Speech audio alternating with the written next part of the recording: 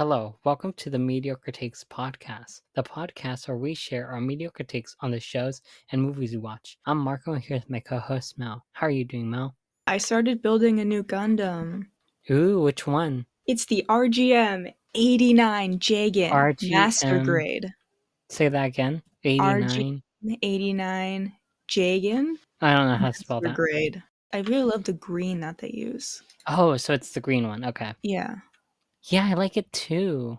And I just finished building the chest. They have this really tiny little guy that they put in there. He's just a little guy. He is just a little guy. Anyways, today we're talking about a short film. We're talking about another queer short film because it's Pride Month, and that is the problem with Valentine's Day. So let's just get started. Okay, so Melody asks out Mariah, her friend and crush, to a Valentine's party. Sadly, Mariah was already asked out, so Melody mopes before getting a pep talk. After Mariah gets stood up, the two spend the night together watching the Titanic. Wait, they're watching the Titanic? Okay. Yes, they were. But I don't even know how to explain this. It's very transparent, but it's the scene where the guy is holding the girl and she's like, "I'm flying." Yeah, I know what you're talking about. Yeah. I haven't watched the Titanic, but I definitely know what you're talking about. Everyone knows that scene. Yeah. Okay. So a lot of lesbians are gonna hate me for this, but some of y'all are ugly. I'm sorry. Do you know that one meme? What? I think that counts as a hate crime. Do you know that one meme that of this one woman? He says, "A lot of you are gonna hate me for this, but some of y'all are ugly." Yeah. I want to say that, but instead I want to say, but I personally didn't love this short film. Oh. I mean, I think it's okay. So I really want to love this short film, but there are a few things holding it back, and that had to do with the writing at some points and the dialogue, as well as kind of the point of view. I think that something I've personally struggled with writing is deciding how self-aware the main character should be when telling their own story. And I feel like at some points the main character was too self-aware that they were recounting their past, and at sometimes this short film felt like one of those animated story times. It felt like a Jaden Animations video. For those of you who have seen Jaden Animations or those story time YouTubers that do little animated skits. And I'm just not sure how I feel about that personally. I don't think it's necessarily a bad thing, but going this kind of route kind of breaks the fourth wall at some points. And while I don't always hate that, I personally didn't really love it in here. I will say, since I'm so used to the YouTube animation storytime format, it actually helped me like the main character a lot more because I felt like they were kind of a real person at some points in a kind of parasocial way, I guess, if that makes sense. Which is another reason I do have mixed feelings on that element. Okay, the other thing, I don't really want to criticize this part, so I'll try to make it brief, but I felt like the writing felt too young or young adult-ish. And I get that this is a short film that takes place in high school and takes place in a YA setting, but something about the writing just didn't stick with me. Maybe it's the fact that I'm just not a young adult anymore, and I personally couldn't connect with the writing, I guess is what I'm trying to say. But something about this felt too young. So yeah, that's why I don't really want to criticize the writing overall, because I feel like for something targeted towards a YA audience, I think it does a fine job.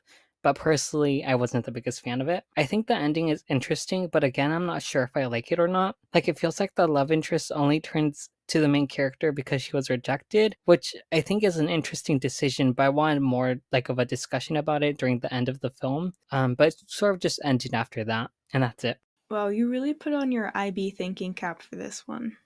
You know what? I lost the I don't give a fuck war because I gave way too many fucks while watching this. And you know what? Sometimes you deserve that. Yeah. What are your thoughts on Valentine's Day in general?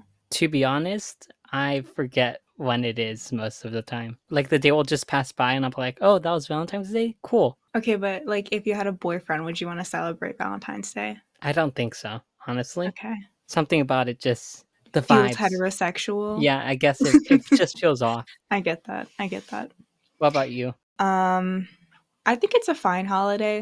I just think my main issue with it is just how boring it can be, because it's always oh, flowers and a card and chocolate, and it's I feel like those are very, I don't know, throwaway gifts. I don't know, get your partner a blanket or a pair of socks or something. Yeah. And also, I feel like single people make such a big deal out of it too. So it's Mm, kind of annoying. Like, shut the fuck up. We get I feel it. like You're sad. it's a straight person issue, Yeah, you're probably right. you know? Because I feel like the queer community has sort of trained themselves to never be excited about love. Because it's like, oh, the chances are low. Anyway, tell us what you guys think about Valentine's Day. Interact with us. Okay. Please, we're begging. Check out our YouTube channel. Yeah, yell at It's us up. at our YouTube channel. Yeah, comment. Comment, like, subscribe. Ring the bell icon. I'm sorry. Reblog. I think we should expand into Tumblr, but that's just me. So when we see Melody asking out her first crush, and we see him in an It's Okay to Be Gay t-shirt, wearing a rainbow cape with a gay pride flag behind him, I belly laughed. And the fact that that happened twice, at this point, she's a walking gay omen. I love the repeated use of "oh, sweetheart," just because the perfect placement of those two words can really make a scene more impactful, and more people should use them in their stories. I also loved the lesbian gay solidarity in this episode. I do think we need more of that just to remind the community that we need to stick together or else the homophobes win. It's actually really exhausting to see, oh my god, so much segregation and hatred in the community. It's absolutely disgusting. Can I just say I also did like the "oh sweetheart" line a lot? That was iconic. Overall, I think this is a fine short film. I can see why other people will like it. There are just elements about it that I personally wasn't the biggest fan of. Yeah, I think it's just a decent short film overall. I didn't really love the writing. I didn't really love the dialogue. I didn't talk about the guy character that talked to, I think her name was Melody, the main character. But I think their dialogue was okay for the most part.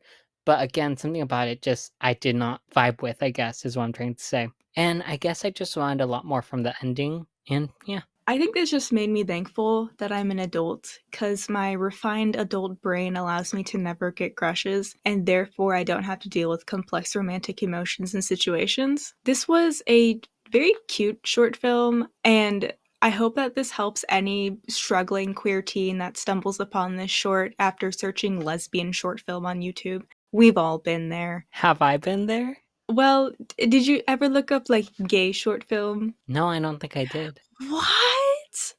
Are you kidding me? The amount of hours I spent as like a 10-year-old looking up lesbian short film and then quickly realizing that search histories exist and trying to figure out how to delete my search history. Well, wow, I'm actually surprised about that for you, Marco. Well, Actually, I'm not. what does that mean? I don't know, you throw a lot of curveballs at me. I'm just full of surprises, honestly. Truthfully, yes. Okay. And now it is time for the Problem with the Mediocre Takes podcast, which is the segment called the Mediocre Minute. This is a tiny little micro moment where me and Marco recommend books, comics, music, games, and more for you all to check out. My recommendation is the album The Land is Inhospitable and So Are We by Mitski. This is her newest album, and I've been allowed to listen to it more often recently because I can only listen to sad music in the summer. The thing I love about Mitski is how every single one of her albums have a different personality. And this album's personality is definitely lesbian cowgirls with seasonal affective disorder. I love every song in this album, but I think my most listened to are Heaven, When Memories Snow, and The Frost. Marco, what is your recommendation? So my recommendation is a novel called The Memory Police. So The Memory Police takes place in this island. It's kind of like a dystopian, I guess. It's basically run by these people called the Memory Police, and every now and then things will start to disappear from the island, and certain people will forget that these things existed. So for example, our main character is a novelist. Well, one day, novels disappear, and she starts to forget that novels existed. However, there are other people who still remember everything that's been forgotten over time, and the memory police basically enforce it. So if you're someone who remembers that novels existed, you would be taken away. And this book is basically about our main character trying to write a novel despite forgetting novels existed, and also trying to hide someone who remembers novels from the memory police. It's a really interesting novel in the way that like people start slowly forgetting things over and over until there's like literally nothing left. It's really interesting. It's a really interesting dystopian. I'm not sure how I feel about the ending. I think I personally kind of loved it for what it did. However, I can see other people having an issue with it. But this is just such an interesting novel, and I highly recommend it. And you can find both these recommendations in the description of this episode. Yes. Anyways, you guys, that's our thoughts on the problem with Valentine's Day. If you want to send us a voice message on Spotify or podcasters, there'll be a link in the description to do so below. We also have Instagram, Twitter, and that's everything. So goodbye. Yay!